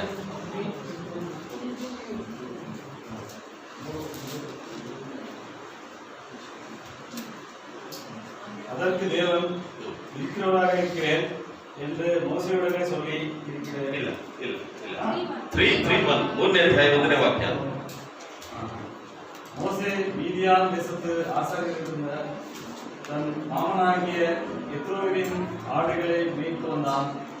அவன் ஆடுகளை வனாந்தரத்தின் பின்புறத்திலே ஓட்டி தேவ பர்வதமாகிய ஒரே மட்டும் வந்தான். ಆಮೆನ್. ಕನ್ನಡ. ಮೋಶೆ ತನ್ನ ಮಾವನಾಗಿರುವ ಮೋಶೆ ಯಾರು? ಮೋಶೆ the first pastor. Amen. Hallelujah. ಮೋಶೆ ತನ್ನ ಮಾವನಾಗಿರುವ ಮಿದ್ಯಾನ್ಯರ ಆಚಾರ್ಯನಾದ ಇತ್ರೋನನ ಮಂದೆಯನ್ನು ಮೇಯಿಸುತ್ತಿರುವಾಗ ಆ ಮಂದೆಯನ್ನು ಕಾಡಿನ ಹಿಂಭಾಗಕ್ಕೆ ನಡೆಸಿಕೊಂಡು ಹೋರೇಬ್ ಎಂಬ ದೇವರ ಬೆಟ್ಟಕ್ಕೆ ಬಂದನು. ಆಮೇಲೆ ಒಂದು ನಿಮಿಷ ಇದೆ, ಗಮನಿಸಿ. ಓದಿದ್ದೀರಲ್ವಾ? ಬಹಳ ದೊಡ್ಡ ದೊಡ್ಡ ಸೇವಕರ ಮುಖಾಂತರ ಈ ಪ್ರಸಂಗ ಕೇಳಿರ್ಬೋದು. ಕಳೆದ ದಿನ ಅಲ್ಪನಾಗಿರೋ ನನ್ನ ಜೊತೆ ದೇವರು ಮಾತನಾಡಿದ್ರು ಏನಂದ್ರೆ, ಮೋಶೆ ಎಲ್ಲಿ ಬಂದ? ಯಾರ ಬಳಿಗೆ ಬಂದಿದ್ದ? ಆತರ ಇನ್ನು ಮಾಮ ಆಗಲಿಲ್ಲ, ಮಾಮ ಆಗಬಹುದೇ. ಆಮೇಲೆ ಮೋಶೆ ಇತ್ರೋ ಬಳಿಗೆ ಬಂದು, ಮುಂಚೆ ಎಲ್ಲಿದ್ದ ಮೋಶೆ? ಯಾರ ಮನೆಯಲ್ಲಿದ್ದ? ಅಂದ್ರೆ ಲೈಫ್ ಸ್ಟೈಲ್ ಹೇಗಿರ್ಬೋದು, ಅದನ್ನ ಜೀವನ ಶೈಲಿ ಹೇಗಿರ್ಬೋದು, ಶಾಲಿಮಾ ಹೇಗಿರ್ಬೋದು? ಲಕ್ಸರಿಯಸ್ ಲೈಫ್ ಅಲ್ವಾ? Luxurious life. ಅಂತ ಒಳ್ಳೆ ಸ್ಥಿತಿಯಿಂದ ಇವಾಗ ಎಲ್ಲಿ ಬಂದಿದ್ದಾನಂದ್ರೆ, ಅದು ಅದಕ್ಕೆ ಕಾರಣ ಯಾರು? ಕರೆದಿದ್ದಾರ? 33:3 ಏನ್ ಹೇಳ್ತದಮ್ಮ ನಿಮ್ ಫೇವರೇಟ್ ವಾಕ್ಯ? ಮೋಶೆಗೆ ದೇವರು ಕರೆದ ಮೇಲೆ ಅನೇಕ ಪ್ರಯಾಣ ಮುಗಿಸಿ ಕೊನೆ ಭಾಗಕ್ಕೆ ಬರುವಾಗ ಮಿದ್ಯಾನಿ ಆಗಿರುವ ಯಾರು? ಯೆತ್ರೋ ಮನೆಗೆ ಬಂದಿದ್ದಂತೆ. ಆಮೇಲೆ 40 ವರ್ಷ ಆಯ್ತು. ಆಮೇಲೆ 40 ವರ್ಷ ಆದ ಮೇಲೆ ಈತನ ಬಳಿಗೆ ಬಂದು ಹೇಳಿದ್ದಾನೆ, ಯೆತ್ರೋ ನೋಡಿ, ಸರಿ ನೀನು ಪ್ರಯಾಣ ಏನು ಹಳೆಯ ಸ್ಥಿತಿ ನನಗೇನು ಬೇಕಾಗಿಲ್ಲ, ಈಗ ನೀನು ನನ್ನ ಅಳಿಯ ಆಗಬೇಕಂದರೆ you have to do some work. ನೀವೊಂದು ಕೆಲಸ ಈಗ ಅಳಿಯಂದ್ರೆ ನಾವು ಹೋದ್ರೆ ನಾನು ಕೂಡ ಸೇರೆ ಅತ್ತೆ ಮನೆಗೆ ಹೋದ್ರೆ ನಾವೇನ್ ಕೆಲಸ ಮಾಡ್ತೀವಿ? ತಿಂದು ತಾಯಿ ಮನೆಯಲ್ಲಿ ತಿಂದಿರೋ ಎಲ್ಲ ಅಲ್ಲಿ ಹೋಗಿ ಅವ್ರ ಮೇಲೆ ಹಾಕ್ತೀವಿ. ಏನ್ ಮಾಡ್ಬೇಕು? ರೋಸ್ಟ್ ಮಾಡಮ್ಮ, ಸ್ವಲ್ಪ ದೋಸೆ ಹೇಗಿರ್ಬೇಕು, ರೋಸ್ಟ್ ಸ್ವಲ್ಪ ತುಪ್ಪ ಹಾಕಿದ್ರು ಚೆನ್ನಾಗಿರ್ತದೆ, ಇನ್ನು ಬೆಣ್ಣೆ ಇದ್ರು. ಯಾಕಂದ್ರೆ ಈ ರೋಗ್ ತೋರ್ಸೋದೇ ಅಲ್ಲಿಂದ್ರ ಕೆಲಸ. ಹೌದಾ? ಹೌದಾನೆ? ನಾನು ಸೇರಿದ್ದೀನಿ ಈ ಹಳ್ಳಿಯಂದ್ರ ಕಾಲದಲ್ಲಿ ಏನಾದ್ರು ಕೂತ್ಕೋಬೇಕು. ಬಟ್ ಇದ್ರೂ ಹಾಗೆ ಹೇಳಲಿಲ್ಲ. ನೋಡಪ್ಪ, ನೀನು ನನ್ನ ಮನೆಗೆ ಬಂದಿದ್ಯಾ, ನೀನು ನನ್ನ ಮನೆ ಅಡಿ ಆಗಬೇಕಂದ್ರೆ ನೀನೇನ್ ಮಾಡ್ಬೇಕು? ನನ್ನ ಮಂದೆಯು, ಆ ಕಾಲದಲ್ಲಿ IT ಸಾಫ್ಟ್ವೇರ್ ಇಲ್ಲ, ನನ್ನ ಮಂದೆಯು ನೀವು ಮೇಯಿಸಬೇಕು ಅಂತ ಹೇಳಿದ ಮೇಲೆ ಸರಿ ಅಂತ ಮಂದೆಯನ್ನು ಎಲ್ಲಿ ಕಾಡಿನ ಎಲ್ಲಿಗೆ ಹೋದ ಮೇಲೆ ಅಲ್ಲಿ ಒಂದು ಅದ್ಭುತವನ್ನು ನೋಡಿದ್ದಾನೆ. ಆಮೇಲೆ ಅಲ್ಲೆಲ್ಲೂಯ್ಯ. ಏನ್ ನೋಡ್ದ? ಮುಳ್ಳಿನ ಪೊದೆ ಒಳಗೆ ಉರಿಯುವ. ಇದು ಬಹಳ ಸಲ ನಾವು ಕೇಳಿ ಬಂದಿದ್ವಿ, ಸಣ್ಣ ಪ್ರಾಯದಿಂದ ಕೇಳಿ ಬಂದಿರೋ ವಿಷಯ ಉಂಟು. ಇವತ್ತಿನ ಅಂಶ ಮುಳ್ಳಿನ ಪೊದೆ. What is the meaning of the burning bush? ಆಮೇಲೆ ಮುಳ್ಳಿನ ಪೊದೆ. ಆ ಕಾಡಿನಲ್ಲಿ ಅನೇಕ ಪೊದೆಗಳುಂಟು. ಆದರೂ ಆ ಪೊದೆ ಏನಾಯ್ತು? ಬೆಂಕಿಯಲ್ಲಿ ಉರಿತಾ ಇತ್ತಂತೆ. ಆಮೇಲೆ ಕಾಡಿನಲ್ಲಿ ಅನೇಕ ಪೊದೆಗಳಿದೆ. ಆ ಪೊದೆಯನ್ನು ಉರಿಯೋದು ಕಾರಣ ಏನು? What is the meaning? ಆಮೇಲೆ ಆ ಪೊದೆಯನ್ನು ನೋಡುವಾಗ ಮೋಶೆಗೆ ಒಂದು ಆಲೋಚನೆ ಉಂಟಾಗಿದೆ. ಏನಂತ ಓದಿಮ್ಮ? ಉರಿಯುವ ಬೆಂಕಿಯಲ್ಲಿ ಯೆಹೋವನ ದೂತನು ಅವನಿಗೆ ಕಾಣಿಸಿಕೊಂಡನು. ಹೇಗೆಂದರೆ ಅವನು ಒಂದು ಮುಳ್ಳಿನ ಪೊದೆಯನ್ನು ಕಂಡನು. ಆ ಪೊದೆಯು ಬೆಂಕಿಯಿಂದ ಉರಿಯುತ್ತಿದ್ದರೂ ಅದು ಸುಟ್ಟು ಹೋಗದೆ ಇತ್ತು. ಅದೇನೇ ನಾನು ಜೋಸಫ್ ಬ್ರದರ್ ಕೇಳಿದೆ. ಉರಿ, ಬೆಂಕಿ, ಉರಿಯುವ, ಇದು ತಮಿಳಲ್ಲಿ ಅರ್ಥ, ಅದಕ್ಕೆ ಹೆಸರು ಏನಂತ ಕೇಳಿದೆ. ಏನಂತ ಹೇಳಿದ್ರಿ? ನೆರುಪು. ನೆರುಪು. ಹೌದಾ? ಮೋಶೆಗೆ ಆ ಪದ ಏನ್ ಮಾಡಿದ್ರು? ಅಟ್ರಾಕ್ಟ್ ಮಾಡಿದೆ, ಆಕರ್ಷಿತ ಮಾಡಿದೆ. ಯಾಕಂದ್ರೆ ಅನೇಕ ಗಿಡಗಳ ಮಧ್ಯದಲ್ಲಿ ಆ ಒಂದು ಪದ ಏನು ಮಾಡ್ದ? ಇದೀರಾ? ಇಲ್ಲ ಇದೀರಾ? ಆ ಪದ ಏನು ಮಾಡಿದೆ ಅಂದ್ರೆ ಅಟ್ರಾಕ್ಟ್ ಮಾಡಿದೆ, ಆಕರ್ಷಣೆ ಮಾಡಿದೆ. ಏನಂತ? ಅದನ್ನು ನೋಡ್ಬೇಕಂತ. ಅದಕ್ಕೆ ಮೂಲ ಸ್ಥಾಪಕರು ಇನ್ನೊಬ್ಬರು ಇದ್ದಾರೆ. ಆದರೂ ಪೊದೆ ಮೋಶೆನ ಅಟ್ರಾಕ್ಟ್ ಮಾಡಿದೆ. ನೋಡುವಾಗ ಏನೈತೆ ಅಂದ್ರೆ ಪೊದೆ ಉರಿತಾ ಇದೆ, ಆದರೂ ಸುಟ್ಟು ಹೋಗದೆ. ಆಮೇಲೆ ಆಮೇಲೆ ಅಂತ ಹೇಳ್ರಿ. ಪೊದೆ ಉರಿತಾ ಇದೆ, ಆದರೂ ಸುಟ್ಟು ಹೋಗುತ್ತಾ ಇಲ್ಲ. ಯಾವುದು ಈ ಪೊದೆ?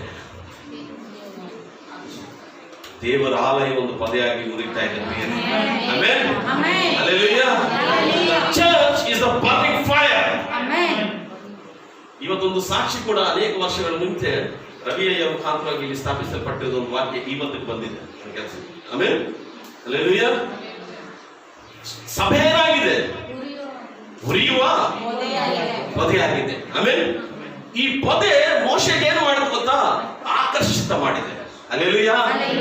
ಸಭೆಗೆ ಬರುವಾಗ ಸುಮ್ಮನೆ ಬ್ಯಾಗ್ ತಗಲಾಕೊಂಡು ಕೈಯಲ್ಲಿ ಬ್ಯಾಗ್ ತಗೊಂಡು ನಾವು ಬರಬಾರದು.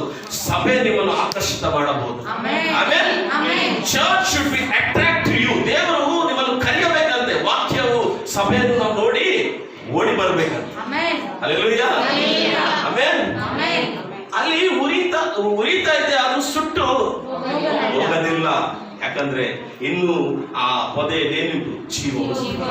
ಆಮೇಲೆ ಅಲ್ಲೆಲೂಯ್ಯ. ಸಭೆ ಬಂದರೆ ಉರಿಯುವ ಒಂದು ಪೊದೆಯಾಗಿದೆ. ಆಮೇಲೆ ಸಭೆಗೆ ಇನ್ನು ಬಹಳ ಹೆಸರುಗಳು.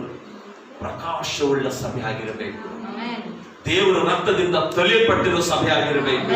ಅನೇಕರಿಗೆ ಮಾದರಿಯುಳ್ಳ ಸಭೆ ಆಗಿರಬೇಕು. ಸೋತೋಗಿ ಸತ್ತೋಗಿ ಬಂದಿರೋದು ಕೂಡ ಜೀವ ಕೊಡೋ ಸಭೆ ಆಗಿರಬೇಕು. ಆಮೇಲೆ when you know the importance of the church, then you are a good believer. ಆಮೇಲೆ ಆಶೀರ್ವಾದಕ್ಕೋಸ್ಕರ ಬಂದ್ರೆ ಅನೇಕ ಜಾಗಗಳಿಗೆ ಈ ಕಾಲದಲ್ಲಿ ಆಶೀರ್ವಾದ ಸಿಗ್ತಾ ಇದೆ.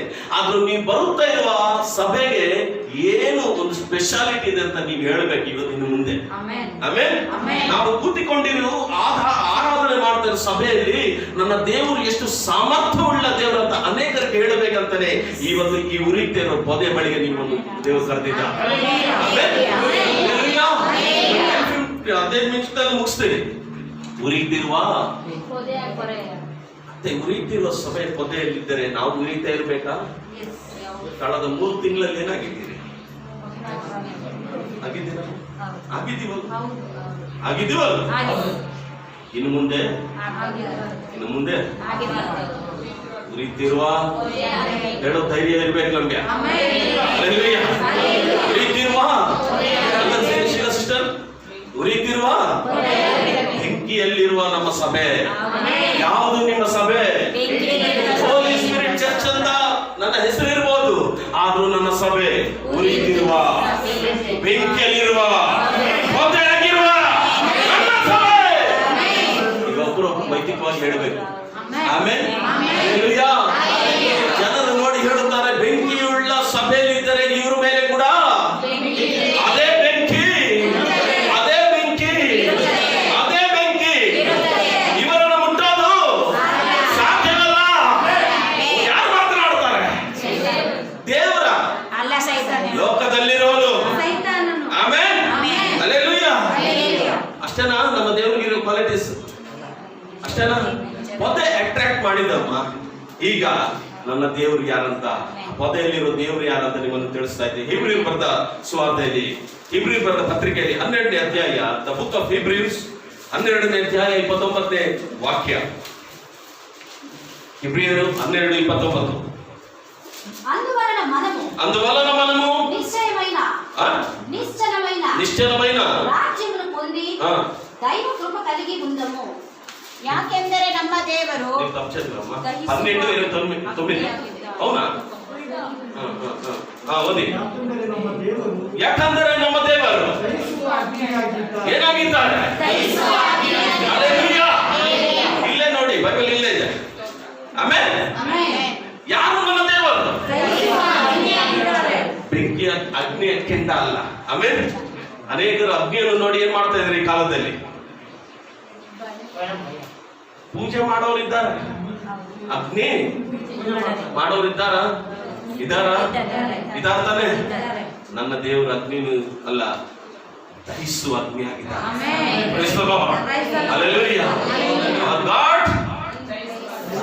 is a consuming fire. ಅದೇ ತಾನೆ ಇಂಗ್ಲಿಷ್ ಅಲ್ಲಿ. ನನ್ನ ದೇವರು, ಆ ದೇವರ ಮಕ್ಕಳಾಗಿ ನೀವು ನಾವು ದಹಿಸುವ ಅಗ್ನಿ ಆಗಿರಬೇಕು. Praise the Lord. ದೇವರ ಕ್ವಾಲಿಟೀಸ್ ಅಲ್ಲಿ ಆತನ ಒಂದು ಕ್ವಾಲಿಟಿ ಏನಂದ್ರೆ ಆತನು ದಹಿಸುವ ಅಗ್ನಿ ಆಗಿದ್ದಾನೆ. ಆಮೇಲೆ ಹಲ್ಲೆಲೂಯಾ. ಇನ್ನು ತನಗಾಗಿದ್ದೀರಾ? ಇನ್ನು ಇಗ್ನಿಷನ್ ಬೇಕಾ? ಇನ್ನು ಬೆಂಕಿನ ಸ್ವಲ್ಪ ಬೆಂಕಿ ಪಟ್ಟಣ ತರಿಸ್ಬೇಕಾ? ನೋ. ಆಮೇಲೆ ನನ್ನ ದೇವರು ಜೋರಾಗಿ ಲೋಕದ ಸಂಬಂಧಪಟ್ಟಿದ್ದು ಯಾವ ಕೆಸರು ನಮ್ಮನ್ನು ಏನಾಗುತ್ತದ ಸ್ಥಿತಿ ಸುಟ್ಟು ಹಲ್ಲೆಲೂಯಾ. ಮತ್ತೆ ಹಳೆ ವಾಕ್ಯಕ್ಕೆ ನಾವು ಬರೋಣ. ವಿಮೋಚನ ಕಾಂಡ 3. ಆ ಉರಿಯುತ್ತಿರುವ ಬೆಂಕಿಯ ಮಧ್ಯದಲ್ಲಿ ಮೋಶೆ ಕಂಡಿರೋದೇನು, ನೋಡಿರೋದೇನು? ವಾಟ್ ಮೋಶೆ ಸಾ? ಆ ವಾಕ್ಯ ಓದಿಯಮ್ಮ.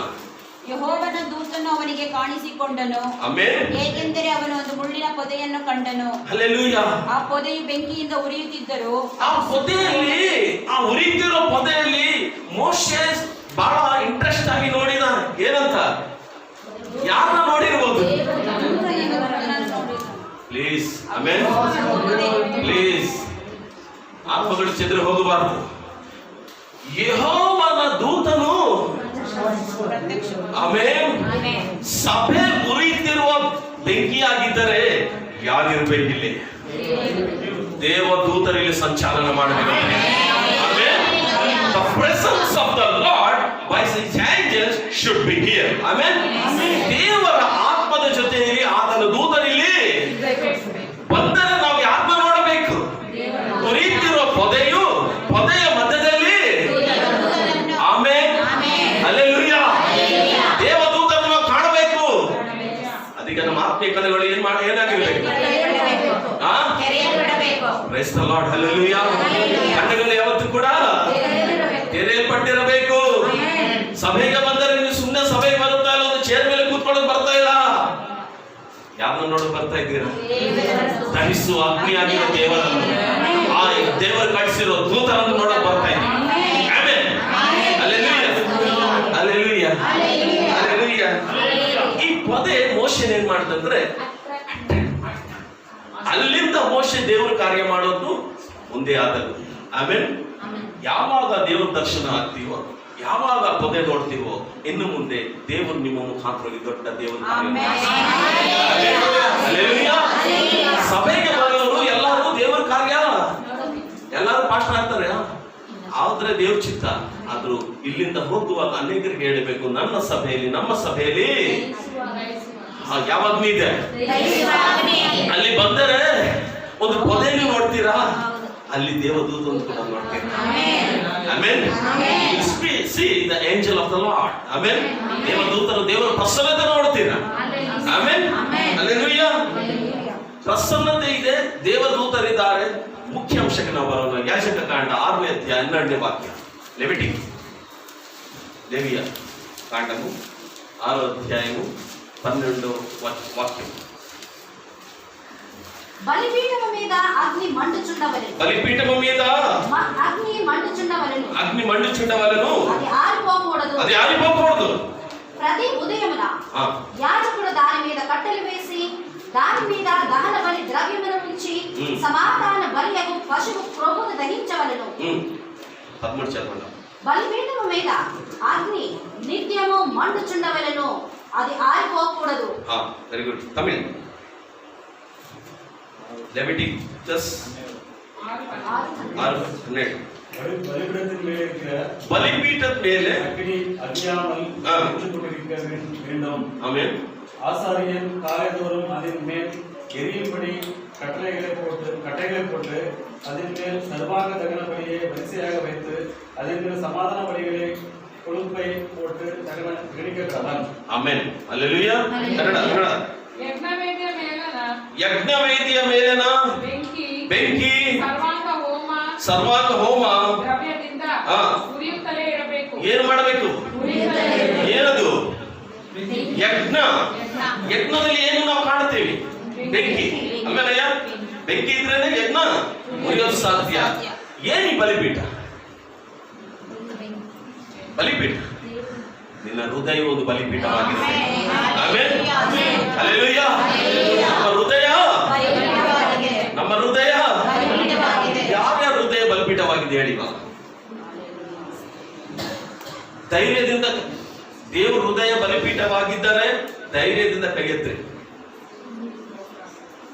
ಯಾರಿಗೆ ಧೈರ್ಯ ಇದೆ ನನ್ನ ಹೃದಯ ದೇವರದು ಬಲಿಪೀಠವಾಗಿದ್ದಾನೆ? ಯಾರ್ದು ಇಲ್ಲ. ಸೇವಕರು ಬಿಟ್ಟು. ಆಮೇಲೆ ಹೇಗೆ ಉರಿಯೋ ಬೆಂಕಿಯಲ್ಲಿ ನೀವು ದೇವ್ರನ್ನ ದೂತರನ್ನು ನೋಡ್ತೀರಾ? ಸಾಧ್ಯನಾ? నీ హృదయము ఏమైందని? బలిపీఠమైంది. ಯಾವಾಗ ನಿನ್ನ ಹೃದಯವು ಬಲಿಪೀಠವಾಗಿರುತ್ತದೋ ಆಗ ನಿನ್ನ ಪೊದೆಯಲ್ಲಿ ದೇವದೂತರನ್ನು ಕಾಣಲು ಸಾಧ್ಯ ಉಂಟಾಗುತ್ತದೆ. ಆಮೆನ್. ಹಲ್ಲೆಲೂಯಾ. ಇನ್ನು ಮುಂದೆ ನಿಮ್ಮ ಆರಾಧನೆ ಹೀಗಿದ್ರೆ ದೇವರು ಮೆಚ್ಚಿಕೊಳ್ಳೋದಿಲ್ಲ. 11:6 ಏನು ಹೇಳ್ತದೆ ಇಬ್ರಿಯರು? ನಂಬಿಕೆ ಇಲ್ಲದೆ ಅಸಾಧ್ಯ. ಇನ್ನು ಅದೇ ನಂಬಿಕೆಯಲ್ಲಿ ಜೀವನ ಮಾಡಬೇಡಿ. You have to change yourself. Amen. ನಿನ್ನ ಹೃದಯವು ಒಂದು ಬಲಿಪೀಠವಾಗಿರಬೇಕು. ಆ ಬಲಿಪೀಠದಲ್ಲಿ ಏನಿರಬೇಕು? ಯಜ್ಞ ನಡೀಬೇಕು. ಏನಿಂದ? ವಾಕ್ಯ ಓದಿ ಸಿಸ್ಟರ್. ವಾಕ್ಯ ಬೆಂಕಿಯಿಂದ. ಇನ್ನ ಸರ್ವಾಂಗ ಹೋಮ ದ್ರವ್ಯದಿಂದ ಉರಿಯುತ್ತಲೇ ಇರಬೇಕು. ಉರಿಯುತ್ತಲೇ ಇರಬೇಕು. ಅದು ಆರಿ ಎಲ್ಲರೂ ಹೇಳಿ ಆರಿ. ಅನೇಕ ಈ ಯಜ್ಞಗಳು ಏನಾಗುತ್ತೆ ಗೊತ್ತಲ್ಲಮ್ಮ? ಭಾನುವಾರ ಬೆಳಿಗ್ಗೆ ಅವರು ಚಕ್ಕಂತ ಕ್ಯಾಂಡಲ್ ಹಚ್ತಾರ.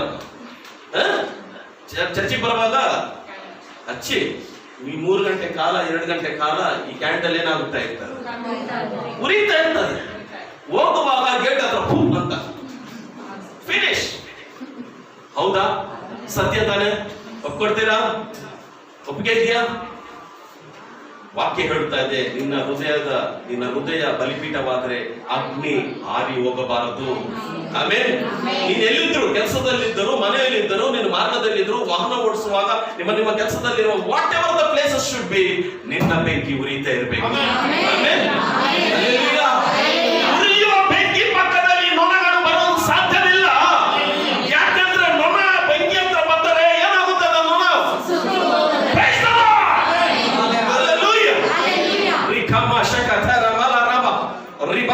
ಶಕಂದರ ಮಲರವ.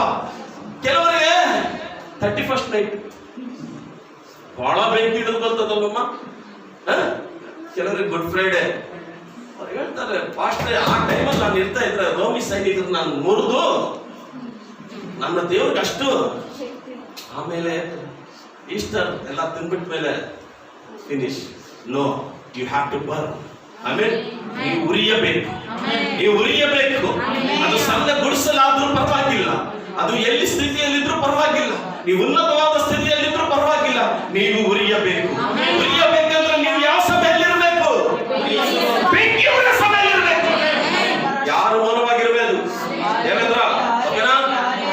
ನಾನು ಆ ಮಗನದ್ದು ಬಹಳ ಪ್ರಿಯ, ನನಗೆ ಇಷ್ಟ. ಆಮೇಲೆ ಹಲ್ಲೆಲೂಯಾ. ಉರಿಯುವ ಸಭೆಯಲ್ಲಿದ್ದರೇ ನೀವು, ಹಲ್ಲೆಲೂಯಾ, ಬೆಂಕಿಯುಳ್ಳ ಸಭೆಯಲ್ಲಿದ್ದರೇ ನೀವು ಯಾರಾಗಿದ್ದೀರಾ? ಸಹಿಸುವ ದೇವರ ಅಗ್ನಿಯಾದ ಮಕ್ಕಳಾಗಿದ್ದೀರಿ. ಯಾಕೆ ನಾವು ಉರಿಯಬೇಕು?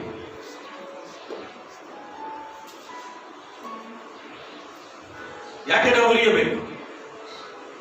ಯಾಕೆ ನಾವು ಉರಿಯಬೇಕು? ನಾಳೆ ನೀವು ಆಫೀಸ್ಗೆ ಹೋಗ್ತೀರಾ, ನೀವು ಸಣ್ಣ ಸಣ್ಣ ಗೆರೆ ಕೆಲ್ಸಕ್ಕೆ ಹೋಗಿರ್ಬೋದು, ಸಣ್ಣ ಸಣ್ಣ ಕೂಲಿ ಕೆಲ್ಸಕ್ಕೆ ಹೋಗ್ಬೋದು. ಅಲ್ಲಿ ಹೋಗುವಾಗ ನಿನ್ನನ್ನು ನೋಡಿರೋ ಜನರು ನಿನ್ನನ್ನು ನೋಡಬಾರ್ದು, ನಿನ್ನಲ್ಲಿ ಒಂದು ಬೆಂಕಿಯನ್ನು ನೋಡಬೇಕು. ನಾವು ಕುಟುಂಬವಾಗಿ ನಾಳೆ ಒಂದು ಕಡೆಗೆ ಹೋಗ್ತೀವಿ, ಕುಟುಂಬವಾಗಿ ಇಬ್ರು ಹೋಗುವಾಗ ಈ ಕುಟುಂಬವನ್ನು ಅವ್ರು ನೋಡಬಾರ್ದು, ಇವರಲ್ಲೊಂದು ಬೆಂಕಿಯನ್ನು ನೋಡಬೇಕು. ನಮ್ಮ ಸಭೆಯಲ್ಲಿ ಜನರು ಬೆಂಕಿಯನ್ನು ನೋಡಬೇಕು. ಈ ಜಗತ್ತಿಗೆ ನಾವು ಮಾದರಿ ಆಗಿರಬೇಕು. Praise the Lord. Hallelujah. The fire should not go out. Amen.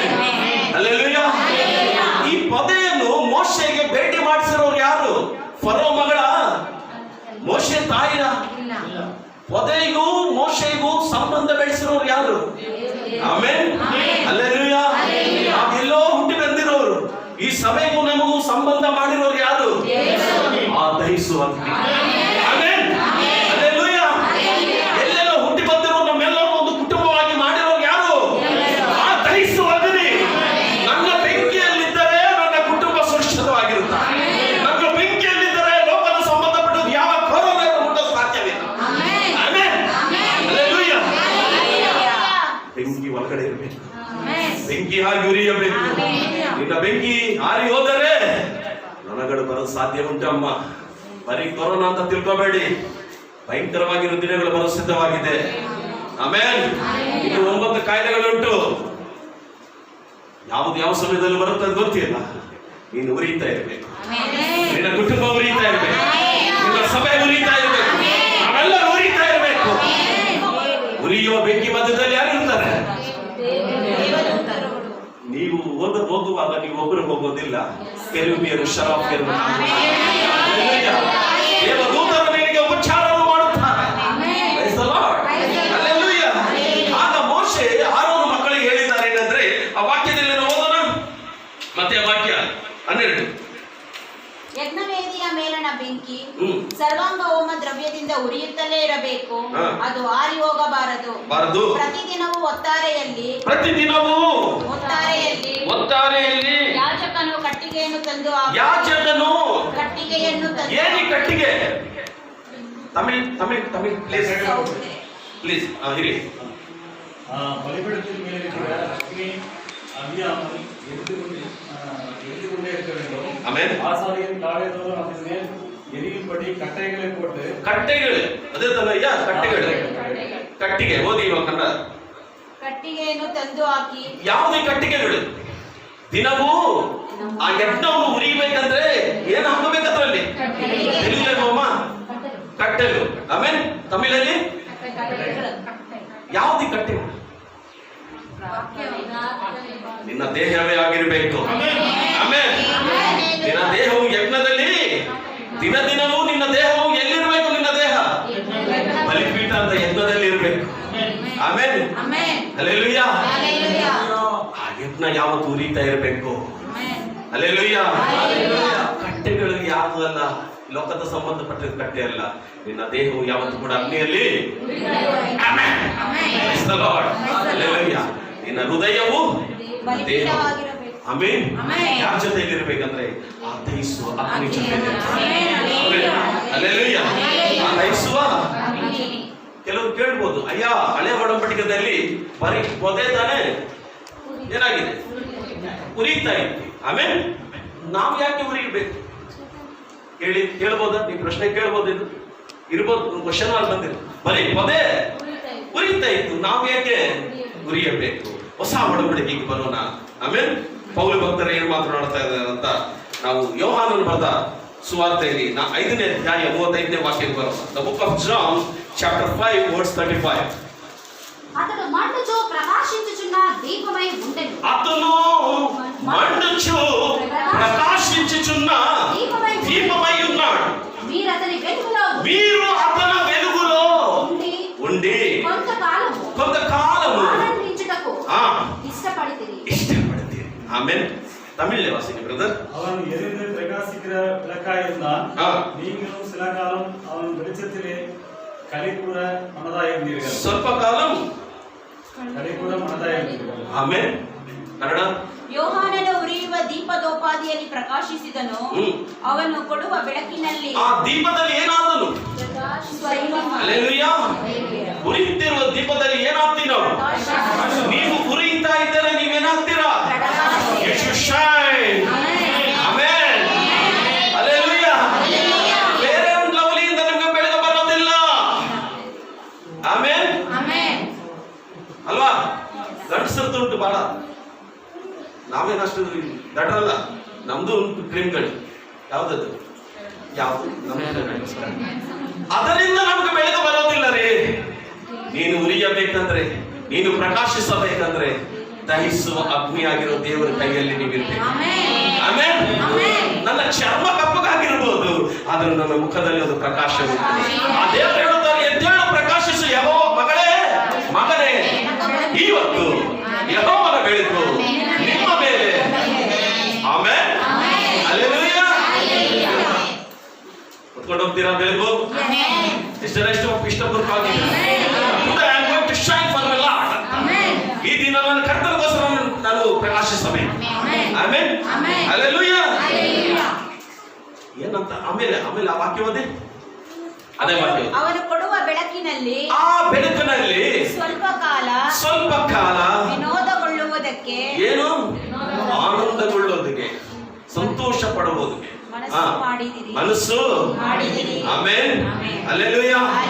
ದೇವರು ಬೆಳಕು ಸುಮ್ಮನೆ ಬರೋದಿಲ್ಲ, ಅದರ ಬದಲಾಗಿ ನಿಮ್ಗೆ ಏನ್ ಬರೋದಂತ? ನಿನ್ನನ್ನು, ನಿಮ್ಮ ಕುಟುಂಬವನ್ನು, ನಿಮ್ಮ ಸಭೆಯನ್ನು ದೇವರು ಸಂತೋಷ ಒದಗಿಸಿಕೊಡುತ್ತಾರೆ. ಆಮೆನ್. ದೇವರು ಬೆಳಕಿನಲ್ಲಿ ಯಾರು ಇರುತ್ತಾರೋ ಅವ್ರಿಗೆ ಏನು ಸಿಗಬಹುದು? ಆತನ ಸಂತೋಷ. ಆಮೆನ್. ಹಲ್ಲೆಲೂಯಾ. ಆನಂದವು ಸಿಗುತ್ತದೆ ಪ್ರಿಯರೇ. ಲೋಕದಲ್ಲಿರೋ ಮನುಷ್ಯನು ಪ್ರತ್ಯಕ್ಷದ ನಿಮಗೆ ಆನಂದ ಕೊಡೋದಿಲ್ಲ, ನಿಮ್ಮ ಸಂಬಂಧಿಕರ ಪ್ರತ್ಯಕ್ಷತೆ ನಿಮ್ಗೆ ಆನಂದ ಕೊಡೋದಿಲ್ಲ, ನಿಮ್ಮ ಸ್ನೇಹಿತರ ಪ್ರತ್ಯಕ್ಷತೆ ನಿಮಗೆ ಆನಂದ ಕೊಡೋದಿಲ್ಲ, ಲೋಕದ ಭೋಗಗಳು ನಮಗೆ ಆನಂದ ಕೊಡೋದಿಲ್ಲ.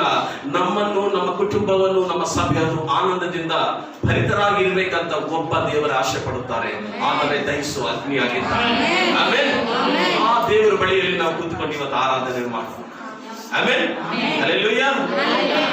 ಮೊದಲನೇ ಬಾರಿ ಮೋಶೆ ಪ್ರವಾದಿ ಹೋರೇಬ ಬೆಟ್ಟದ ಮೇಲೆ ಹತ್ತುವಾಗ ಅದನ್ನು ಕಂಡು ನೋಡಿ ಬಂದಿರುವುದೇನು? ನೋಡಿದ್ದಾರೆ ಹೋರೇಬನ ಮೇಲೆ ಪೊದೆ ನೋಡಿದ್ದಾರಲ್ವಮ್ಮ? ದಹಿಸುವ, ಉರಿಯುತ್ತಿರುವ ಅದೇ ಮೋಶೆ ಎರಡನೇ ಬಾರಿ ಅದೇ ಹೋರೇಬ ಮತ್ತು ಸೀನಾಯಿ ಬೆಟ್ಟದ ಮೇಲೆ ಹೋದ್ಮೇಲೆ ಏನ್ ಕೊಟ್ರು? Very good. ಆಮೆನ್. ಹಲ್ಲೆಲೂಯಾ. ಹತ್ತು ಯಾರಿಗದು? ಆಮೆನ್.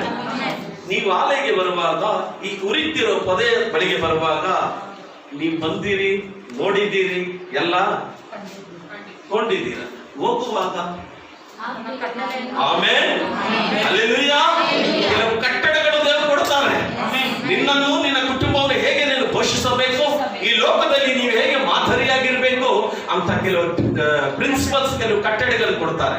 ಆ ಕಟ್ಟಡದ ಒಳಗಡೆ ಇದ್ದರೆ ನೀವು, ಆ ಕಟ್ಟಡಗಳು ತಪ್ಪಿ ಹೋದರೆ ನಿನ್ನ ದೀಪ ಆರಿ ಹೋಗಿರುತ್ತದೆ. ಆಮೆನ್.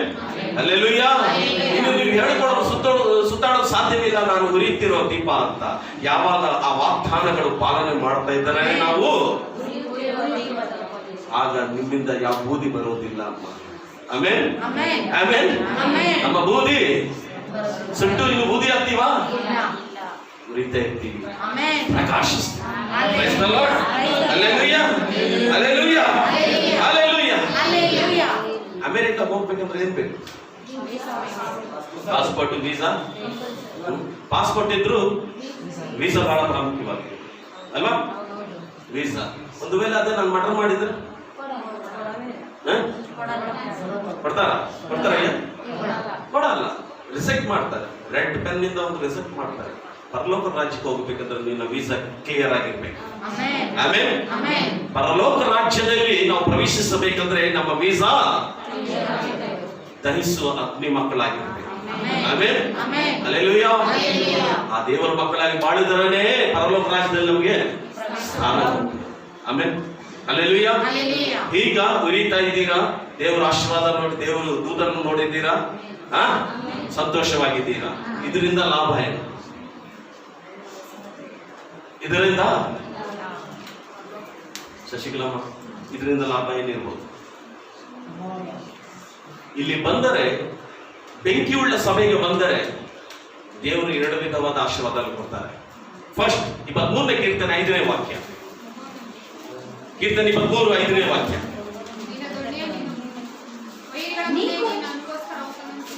ನೀವು ಉರಿಯುತ್ತಾ ಇರೋ ದೀಪಗಳ ಬೆಂಕಿಯಾಗಿದ್ದರೆ ಓದಿ. ವೈರಿಗಳ ಮುಂದೆ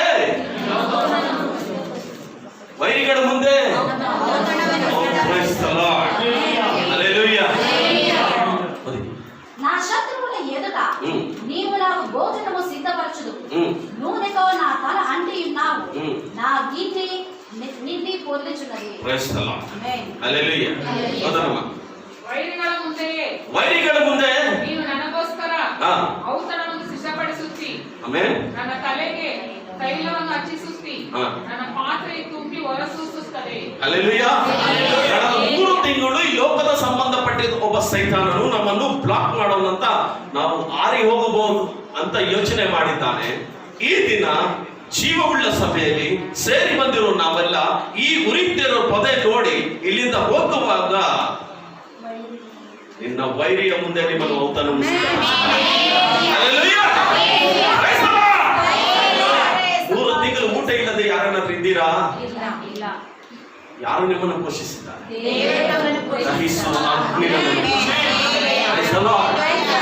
ಇನ್ನ ಮುಂದೆ ನಿನ್ನ ವೈರಿಯ ಮುಂದೆ ನಿನ್ನನ್ನು ಔತಣದಿಂದ ಬರೀ ಬಿಡೋದಿಲ್ಲ. ನಿನ್ನ ತಲೆಯು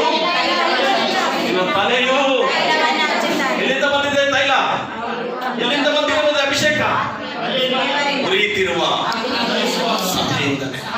ಆಮೆನ್. ಸಭೆಯಲ್ಲಿದ್ದರೆ ನಿನ್ನ ವೈರಿಗಳ ಮುಂದೆ ದೇವರು ಒಂದು ಔತಣವನ್ನು ಸಿದ್ಧಪಡಿಸು. ನೀವು ಇಲ್ಲೆಲ್ಲಿ ಸುತ್ತಾಡಿದ್ರೆ ನೋ. ಆಮೆನ್. ಸಭೆಯಲ್ಲಿದ್ದರೆ ನಿನ್ನ ತಲೆ ಮೇಲೆ ಅಭಿಷೇಕ ತೈಲವಿರೋದು. ಆ ತೈಲ ಯಾವತ್ತೂ ಕೂಡ ಆರಿ ಹೋಗೋದಿಲ್ಲ. ಆಮೆನ್. ಆಮೇಲೆ ನಿನ್ನ ಪಾತ್ರೆಯು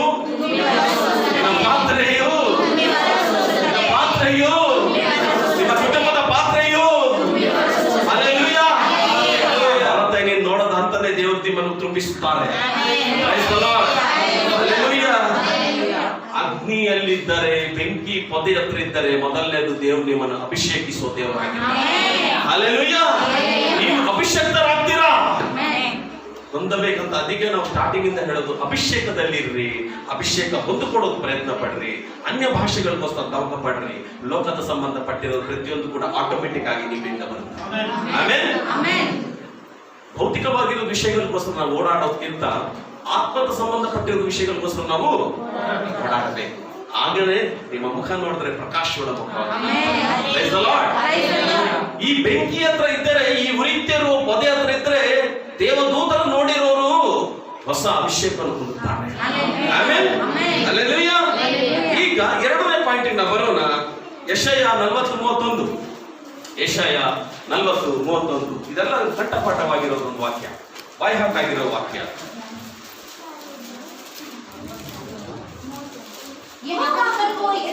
ಯೆಹೋವನ ಕೊరకు ಎದುರು ಚೂಚುವಾರು. ಏವಮ್ಮ, ನೀ ಬಲಹೀನಂ ಅಂತ పోయి దేవుడు నీకు నూతన బలం గ్రహించను గాక. ఆమేన్. చదువు. వారు పక్షి రాజుల వలె రెక్కలు చాపి పైకి ఎగురుదురు, అలయక ఏనమ్మా సొమ్మసిల్లక నడిచిపోవుదురు. చాలా వెరీ గుడ్. ఓదనా ಯೆಹೋವನನ್ನು ನಿರೀಕ್ಷಿಸುವವರು ಒಂದು ನಿಮಿಷ ಸ್ವಲ್ಪ ತಮಿಳಲ್ಲಿ ಓದೋಣ ಲಾಸ್ಟ್ ವಾಕ್ಯ. I am going to finish my words. ಕರ್ತನಿಗೆ ಕಾத்திருக்கிறவர்களோ ಅಯ್ಯವರು ಆಡಿದಾರಲ್ವಾ, ಕರ್ತನಿಗೆ ಕಾத்திರಿಪು வெக்கப்பட்டு அடைந்து கழுகுகளை கூட சட்டைகளை அடித்து அவர்கள் ஓடினாலும் இழைப்படையார்கள், நடந்தாலும் சோர்ந்து போவார்கள். Hallelujah, praise the Lord. ಆ ಹಾಡಿನ ಲಾಸ್ಟ್ ಚರಣ ಏನಯ್ಯ? ಹದ್ದಿನಂತೆ ನಾ ಆರುವೆ. ಆಮೆನ್. ಅದೇ ತಾನೆ? ಕನ್ನಡ ಇವಾಗ ಓದೋಣ. ಯೆಹೋವನನ್ನು ನಿರೀಕ್ಷಿಸುವವರು ಯಾವ ಸಭೆ, ಯಾವ ಕುಟುಂಬ, ಯಾವ ಪ್ರಿಯರು ಕರ್ತನಲ್ಲಿ ನಿರೀಕ್ಷಿಸುತ್ತಾರೋ ಹೊಸ ಬಲವನ್ನು ಅವರು, ಅವರ ಕುಟುಂಬವು, ಆ ಸಭೆಯು ಯಾವ ಬಲ ಹೇಳಬೇಕೆಲ್ಲರೂ, ಎಲ್ಲರೂ ಹೇಳಬೇಕು. ಇವತ್ತು ಹೇಳಿದ್ದೀನಿ, ಇವತ್ತಿಂದ ಸಭೆ ಒಂದು ಮಟ್ಟದಲ್ಲಿ ಇರಬಾರ್ದು. We have to one step forward. ಒಂದು ಹೆಜ್ಜೆ ನಾವು ಮುಂದೆ. ಯಾಕೆ? ಇದು ನಮ್ದು 2ನೇ ಚಾಪ್ಟರ್ ಆಗಿದೆ. ಹಲ್ಲೆಲೂಯಾ. ಯಾರು ಪೊದೆ ಬಳಿಗೆ ಇದ್ದು ದೂತರನ್ನು ಕಾಣುತ್ತಾರೋ ಮೊದಲನೆಯದು ದೇವರನ್ನು ತೈಲದಿಂದ ಅಭಿಷೇಕಿಸಿ ಹೊಸ ಫಲವನ್ನು ಒದಗಿಸಿ ಕೊಡುತ್ತಾನೆ. ಹಲ್ಲೆಲೂಯಾ.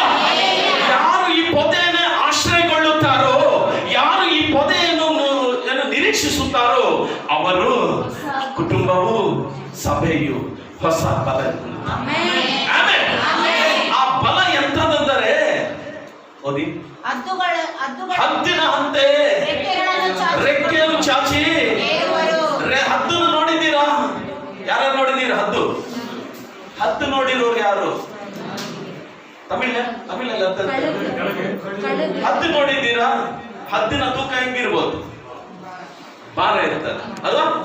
ಹದ್ದು ಭಾರ, ಹದ್ದಿನ ತೂಕ ಭಾರ. ಅದ್ರ ರೆಕ್ಕೆ ನೋಡಿದ್ದೀರಾ? ಹತ್ತಿರದಿಂದ ಒಂದು 2.5 ಫೀಟ್ ಇರ್ಬೋದು ಹದ್ದಿನ ರೆಕ್ಕೆ ಅಲ್ವಾ? ಈ ರೆಕ್ಕೆ ಯಾವಾಗ ಎದ್ದು ಒಂದು ಸ್ಥಾನದಲ್ಲಿ ಕೂತಿರುತ್ತದಲ್ವಾ, ಇದು ಹಾರೋದು ಸ್ವಲ್ಪ ಕಷ್ಟವಾಗುತ್ತದೆ. ಯಾಕೆ? ಬಾಡಿ ವೇಟ್, ಆ ರೆಕ್ಕೆ ಸ್ವಲ್ಪ ಕಷ್ಟ. ಇದು ಹಾರುವಾಗ, ಪ್ರಯತ್ನಿಸುವಾಗ ಈ ಚಿಕ್ಕ ಚಿಕ್ಕ ಕಾಗೆಗಳಿದೆ ಅಲ್ವಾ, ಹೋಗಿ ಚುಚ್ಚುತ್ತಾನೆ ಇರ್ತದೆ. ಟಾಟ್ ಮಾಡು, ಟೀಸ್ ಮಾಡು. ಯಾಕಂದ್ರೆ ನೋಡ್ದ, ನೀನ್ ತಿಂದು ಹಿಂಗಾಗ್ಬಿಟ್ಟಿದ್ಯಾ, ಹಾರೋದಕ್ಕೆ ಬಿಡೋದಿಲ್ಲ. ಆದರೂ ಒಂದು ಸಾರಿ ಆ ರೆಕ್ಕೆಯನ್ನು ಬಲಪಡಿಸಿ ಆ ಹಾರುವಾಗ ಈ ಕಾಗೆಗಳು ನೋಡ್ತಾನೆ ಇರುತ್ತದೆ. ಅದು ಆಗ ಈ ಕಾಗೆಗಳು ನೋಡಿ ಯೋಚನೆ ಮಾಡ್ತಾರೆ, ಅಯ್ಯೋ ಸುಮ್ಮನೆ ಅವ್ರಿಗೆ ನಾವು ಕಿರಿಕ್ ಮಾಡಿದೀವಿ, ಅವ್ರು ನೋಡಿ ಇಲ್ಲಿ ಸೇರ್ಕೊಂಡ್ಬಿಟ್ಟಿದೆ. ಆಮೇಲೆ ಹಲ್ಲೆಲೂಯಾ. ಈಗ ಈ ಕೊರೋನಾ ಆದ್ಮೇಲೆ ನಿಮ್ಮ ಜೀವನ ನಡೆಸೋದು ಬಹಳ ಕಷ್ಟವಾಗಿರಬಹುದು. ಈ ಸೈತಾನಂತ ಕಾಗೆಗಳು ನಿಮ್ಮನ್ನು ಚುಚ್ಚಿ ಹೇಗೇನಾದ್ರೂ ನಿಮ್ಮನ್ನು ಅಲ್ಲೇ ನಿಲ್ಲಿಸೋಂತ ಪ್ರಯತ್ನ ಪಡಬಹುದು. ನೀನು ದಹಿಸುವ ಪೊದೆ ಪಕ್ಕದಲ್ಲಿದ್ದು ದೂತರ ಜೊತೆಯಲ್ಲಿ ನಿಮ್ಮ ದೃಷ್ಟಿಯಿಟ್ಟುಕೊಂಡು ದೇವರ ಅಭಿಷೇಕದಿಂದ ತುಂಬಿಸಲ್ಪಟ್ಟಿರುವ ಆತನ ಶಕ್ತಿಯಿಂದ ಇದ್ದರೆ, ನೀವು ಹಾರಿದರೆ, ನೀವು ಹಾರುವಾಗ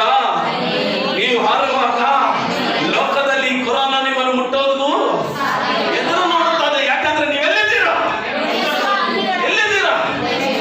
ಸಿಕ್ಕದಿಲ್ದಿರೋ ಅಂತ ಸ್ಥಾನದಲ್ಲಿದ್ದೀರಾ. ಯಾಕಂದ್ರೆ ಹದ್ದಿನ ಹಂತ ನಿಮ್ಗೆ ಹೊಸ ಬಲದಿಂದ ಆಗ ನೀವು ಹಾರಿದರು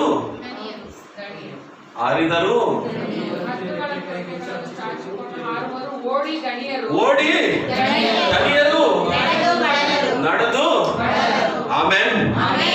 ನಮ್ಮ ಸಭೆಯಲ್ಲಿರೋ ಪ್ರತಿಯೊಬ್ಬರಿಗೂ ಸೌಭಾಗ್ಯದ ದೇವರು, ಈ ಸಭೆಯಲ್ಲಿರೋ ಪ್ರತಿಯೊಂದು ಕುಟುಂಬಗಳು ದೇವರ ಸೌಭಾಗ್ಯ ಒದಗಿಸಿಕೊಳ್ಳಲಿ. Praise the Lord. ಹಲ್ಲೆಲೂಯಾ.